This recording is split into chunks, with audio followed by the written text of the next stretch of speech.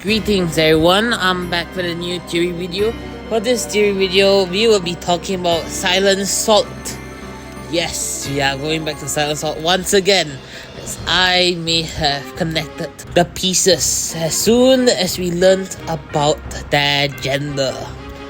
In the live stream, in the recent Cookie and Kingdom live stream, we got some confirmation about Silent Salt and mainly their gender. Their gender is a male. Yes, his gender is a male. So now I can call him a he. So, I have been making a theory a few weeks back. I say that Silent Salt may be the kind and benevolent king that Shelmilk mentioned in his riddle in chapter 7. And that's why I created the Foolish King theory. Why I call it foolish? Well, you'll find out in this video. From the riddle, we learned that the king is kind and benevolent, but lonely for such as his role. Well, I say that the reason why he is lonely is because despite him being the hero of solidarity, but that doesn't mean that everyone knows him. Some people would see him as a king. Oh, he's a king. He's powerful. He is a very powerful and strong king. Everyone places his faith in him. But he has no one to talk to. He has no one to. And then one day, he maybe had a venture and encountered Elder Faerie Cookie. He may have encountered the Elder Faerie Kingdom. And that is where Elder Faerie and Silent Salt meet a bond, where they both share the burden as a king, where they will live for eternity or for eons. Now, why Elder Faerie is coming into the picture? Well, based on chapter 10, we saw a particular cutscene shown by Sugarfly, where it showed a mysterious white-veiled cookie and Elder Faerie. Sugarfly stated that they both had a long talk, and that person brought the seed, and eventually that seed sprouted into the Faerie Tree, and that Faerie Tree is what caused the beast to be sealed. Very interesting. It's almost as if the riddle from chapter 10 by Shelmilk is connected to those two in the cutscene. Although I say that Silent Salt could be the king, there's no confirmation whether the white-veiled cookie is Silent Salt themselves. But just for theory 6, I'm gonna say that the white-veiled cookie is Silent Salt. As why I say that is, first of all, based on chapter 8, the cutscene where Pure Villa saw through Shelmilk's memories. He said that he saw a shadow that Shelmilk didn't even see, which is interesting. And in that shadow, we saw like a silhouette of Silent Salt in a way. It looks like Silent Salt, so they could be hinting something from that time. They could be hinting on Silent Salt betraying the beast, or was he even a beast in the first place? I made a video a couple of weeks ago on the corruption order of the beast cookies. I've stated that Shelmilk is the first because of the Book of Lies. The History of Lies. Based on the History of Lies, it stated that Shelmilk is the first one to break the peace of Earthbreed. Although people say it could be false, but it's still a theory. And I still believe that he is the first beast, as the second beast is Burning Spice. Burning Spice didn't really have any external factors to cause his corruption, unless Shelmilk did bring some factors into play to cause more civilizations to fall, to cause his breakdown into the Beast of Destruction. But for now, we have no confirmation. We may get confirmation in the upcoming Might of the Beast. Yes, we are gonna get a Might of the Beast, which may have Mystic Flower and Burning Spice backstory on how they turned corrupted. Or we may get stories on what happened post-corruption. Because their designs, okay, I theorize that the designs we see may be their pre-sealed versions. Yes, pre-sealed versions, not their pre-corruption. It's not pre-corruption, it's pre-sealed. Okay, back to what I was saying. Then the third corruption is Mystic Flower. Why I say third is Mystic Flower is because she got rumors. There were rumors about her in the cocoon. Her cocoon having treasures. And in the cutscene where they show Mystic Flower in the cocoon and 4 enriched cookies. Very interesting, right? 4 enriched cookies. And rumors. Rumors is Shadow Milk. The 4 cookies with red eyes, it's highly likely they are from the Spice Swarm. It's the factor that caused Mystic Flower corruption is Burning Spice and Shadow Milk. But mainly it's Shadow Milk that caused it. Number 4 is Eternal Sugar. Okay, Eternal Sugar encountered 3 type of calamities. Monsters changing habitats. Why would monsters change habitats at such a peculiar time? Well, we have the Spice Swarm. The Spice Swarm is invading all across Earthbreed. That causes monsters to move out of fear of the army that is attacking and destroying everything. Maybe the army destroyed their habitat, so they moved to another habitat. So it's caused by Burning Spice. That's number 1. Number 2 is Shadow Milk. Shadow Milk stated that he caused some cookies to fall over a cliff, saying that the paradise is there. So that means he was there. That means he was corrupted back then too. So that's 2. 3. We got a plague. They mentioned a plague, and that plague made them weak. But that plague didn't have any factor towards apathy or them turning into flower. That did not happen. But still, if a plague was mentioned, there must be Mystic Flower. Because what the Dark Cacao Kingdom called it, they called it a plague. So it must be Mystic Flower. So that means Eternal Sugar is the 4th. Now, the 5th. I think we can confirm right now who is the 5th. The 5th is Silent Salt. The 5th is Silent Salt. The entire riddle in chapter 10 was about this kind and benevolent king saying farewell to his friend. They said, the question is, what did the 2 say when the world turned dark? The world turned dark. 4 beasts turned corrupted. Of course, the entire Earthbreak will be shattered into pieces. The world will definitely turn dark. And then what did the 2 say when they farewell? First of all, the white whale cookie gave the fairy seed the elder fairy and is brought her into the Faerie Tree. And especially it happened when the world turned dark. The white whale cookie represented a sun that was slowly turned. It's like an eclipse. It looked like an eclipse. And then elder fairy represented the moon. Well, so then the whole riddle was having something related to a moon. Elder fairy was a moon. How would this cookie know that the beasts were turning corrupted? Well, that means where this Faerie Tree fits in the timeline is when the beasts were turning corrupted, or when they are already corrupted and Silent Salt is the last beast to turn corrupted. Solidarity means union. If 4 out of 5 of the beasts are gone, you think there is any solidarity or union? No, there's no union at all. Because it's gonna be a 4v1 at this rate.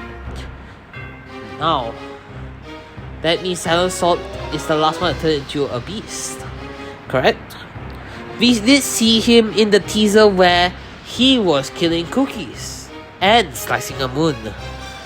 It is not possible for Silent Salt to slice a moon, because no other beast has that strength. And I don't think Silent Salt has that strength. It's clearly impossible. And that's where you notice we have moon magic, we have dark moon magic, and Shell Milk wields dark moon magic. So what if Silent Salt Slice the Moon is showing a foreshadowing of him finding a way to stop Shell Milk's dark moon magic for a while, and then him slicing cookies. Well, he did transition from burning spice. What if those cookies are from the spice form? You see, there's one angry cookie and there's one sad cookie. That angry cookie is the one that is willing to fight for burning spice and fights. And then there is a sad cookie. Burning spice doesn't care. He forces his form to fight no matter what. So that sad cookie was forced. And of course, he got chopped by Silent Salt. Well, then, in this timeline, where do you think Silent Salt will have turned corrupted? The timeline where Silent Salt turns corrupted is after the 4 has turned corrupted, right? Well then, what is the main factor that causes corruption then? Oh, this is interesting. You see, why I named it the Foolish King theory is because if Silent Salt is the white whale cookie, what is he doing in the Elder Fairy Kingdom while the 4 beasts are ravaging around Earthbit? That means his kingdom is left alone with no defense. Of course, there will be some sort of defense. Of course, it's a kingdom of unity. But these are 4 different calamities. We get rumors, so those armies can get stabbed in the back by their own people. Secondly, I am not sure about Eternal Sugar, but Eternal Sugar may have a calamity part on it. Burning Spice would definitely have his spice swarm or have monsters changing habitats. Fourth is the plague. The plague can cause them to weaken their defenses. Well then, by the time Silent Salt returns, everything is but a barren land at this rate. Everything's gone, everything is dead. Although it's very near to the Elder Fairy Kingdom. By the time Silent Salt returns, it's gonna be like golden cheese all over again. But this time, it's all gone. Silent Salt has no sort of soul manipulation yet. Or maybe he does. Or maybe he does not. This is where it gets interesting. Because we did see souls for the teaser for the upcoming Solidarity Arc chapter. But I'll get into that later, alright? So, Silent Salt witnessed his entire kingdom shattered into pieces. Where is the fate? Where is the king? The king wasn't there to protect them. The foolish king left his land to fend for itself, for it to crumble into nothingness. Silent Salt will lose any sort of unity within him. No solidarity is left. Only silence. So what he does, he turns corrupted and destroys everything around him. And also, he will find a way to disrupt Shell Milk's magic, while Elder Fairy preps the way to take down the beast. We are not sure whether Silent Salt went to seek the witches, but if Silent Salt seeks the witches, then it will make sense for the kingdom to fall down easily as expected. So by the time the witches came, Silent Salt is already corrupted, but he's just only clearing his land. By the time they got all sealed, Silent Salt is already gone. He is fully corrupted. There's no way to return back to where he was. He's not only silenced everyone, he followed the path of silence. He also had silenced his own friends, the beasts. He silenced the 4 beasts to be sealed. Or there's another scenario. Silent Salt was about to get corrupted, so he decided to play a crucial role in sealing the beast. You guys learned about the beast binding ritual in chapter 7. But we know it's a fake. Candy Apple faked the whole beast binding ritual. But is it really true? Is the whole beast binding ritual a fake? Well then, remember, shell milk always has a grain of truth. So will Candy Apple also have some sort of grain of truth as following her master? Well then, what if the beast binding ritual is true, but there must be specific requirements for it to be cast? First of all, that's why the Faerie Tree exists, a vessel of sorts to seal the beast. And the main part, the sacrifice. Who would be the best sacrifice in this moment? Silent Salt. Silent Salt is the best person to be sacrificed. He will be willing to sacrifice himself as he has nothing left. And so, for this sacrifice, I don't know what sort of sacrifice he did, but that sacrifice could have caused him to turn into the Beast of Silence, as he is silencing the beast. That can also work. But then where does the witch factor come from? Not sure. What if the sacrifice is to trigger the awakening of the witches to seal them? That's also another thing. That's where it gets interesting. Why then, in the teaser, Silent Salt was shown cookies? Remember, this entire thing was made by Elder Faerie. How sure that we can trust him in everything? Elder Faerie has secrets that he hasn't told yet. And if Silent Salt has a connection with Elder Faerie, that means Elder Faerie is hiding something. Hiding something that Silent Salt only knows. And may be the reason why he has corrupted. Not Elder Faerie betraying him of sorts, but him being the unsung hero of Earthbreak. Silent Salt may... Okay. As to what is the sacrifice, I theorize it's the soul. Maybe some part of Silent Salt's soul has been sacrificed. Something related to soul has been sacrificed. As he lost something in his soul, he became slightly corrupted and slightly being able to see souls. And an additional thing I want to point out is that Silent Salt is the only one that had his soul gem color change from white to black grey.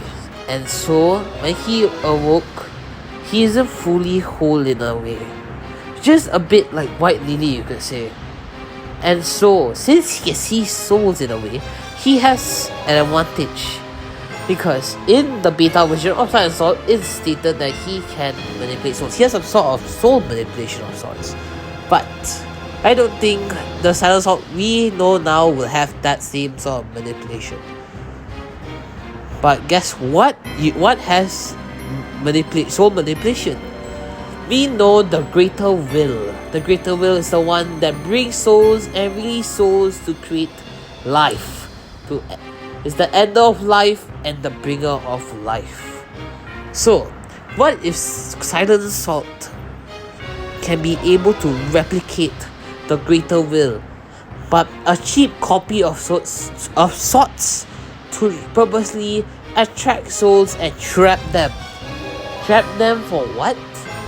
He could use the souls as power. Power to be able to seal the beast once again, or have the power to destroy the entire Earthbreak alone. Well, wouldn't that make Silent Salt a very big threat? Yes, I say Silent Salt would be a very big threat if he's not planning to seal the beast. White Lily is going there. That's for sure. Okay, yeah, confirm White Lily is going there. But how is she going to deal with Silent Salt? We know the first chapter she's going to get nuked immediately. Although White Lily is quite powerful despite having a half of a soul. That's why I think this is what I speculate how Silent Salt is going to be her. He's going to get some sort of soul power up that can kill her of sorts. Based on the Goku show, it's almost highly likely for her to die.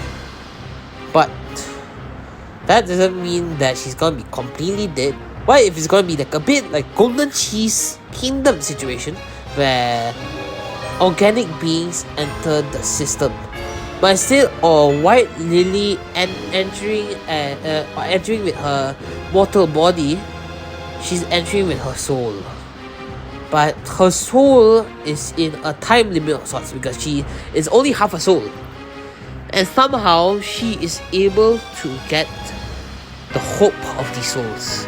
Just like what I said for my gingerbread theory, that gingerbread will be able to ignite the souls of the ultimate cookie. What if White Lily could do the same? Ignite the wills of them and bring them and merging with White Lily. When these souls merge with White Lily, it can make a whole of sorts. It'll make a whole, it'll make her awaken. Not through magic power or physical power, but through soul, her enlightenment. And so she awakens through soul, she becomes extremely powerful that can be able to rival Silent Salt. So far we have a pattern from Soul Gem to the actual other half. What if Silent Salt actually doesn't care about the Soul Gem or his other half? Maybe he just kills anyone who defies him. And since White Lily is there and doesn't like the idea of him capturing souls and using it as fuel for power, Silent Salt just kills her. I say this arc is going to be one of the most important arcs because it's soul related, and the ultimate cookie is very soul related. We may get hints, we may get foreshadows. It's going to be a huge lore bomb if we get hints from Silent Salt. So I'm very hyped for this, and of course I'll be doing more theories for Silent Salt and the ultimate cookie. But right now, next week I'll be doing a theory for Longer Dragon, because Longer Dragon is going to die. Also, what the hell? It's really straight 2 minutes. Oh. Well then, hope you guys like my theory. I don't know whether you guys stayed till the end, but keep theorizing. Comment down below on your own theories, and have a wonderful week ahead.